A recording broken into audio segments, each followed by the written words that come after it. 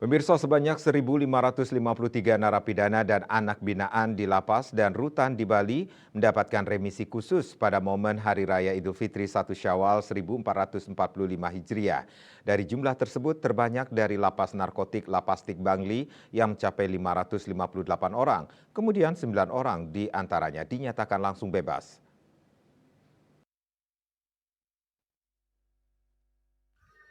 Kepala Kantor Wilayah Kementerian Hukum dan Hak Asasi Manusia Kanwil Kemenkumham Bali, Pramela Yunidar Pasaribu mengatakan, remisi khusus Hari Raya Idul Fitri yang diterima oleh narapidana dan anak binaan bervariasi mulai dari 15 hari, 1 bulan 15 hari, hingga 2 bulan.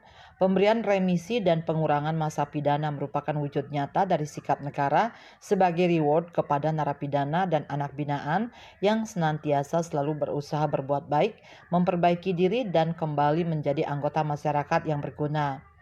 Pramela menambahkan secara rinci bahwa dari 1.553 narapidana yang mendapatkan remisi di Bali, yakni dari Lapas Kerobokan sebanyak 422 orang, Lapas Perempuan Kerobokan 77 orang, Lapas Narkotika Bangli 558 orang, Lapas Karangasem 107 orang, Lapas Tabanan 36 orang, Lapas Singaraja 57 orang, LPKA Karangasem 7 orang, Rutan Klungkung 18 orang, Rutan Bangli 156 orang, Rutan Gianyar 64 orang, dan Rutan Negara sebanyak 51 orang.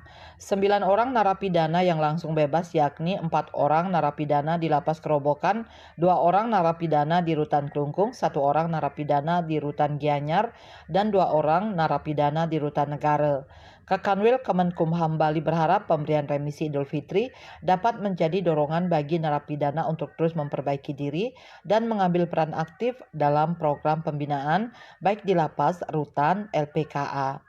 Pramela mengajak seluruh warga binaan untuk konsisten berperan aktif dalam mengikuti segala bentuk program pembinaan dan tidak melakukan perbuatan yang melanggar hukum dan melanggar tata tertib.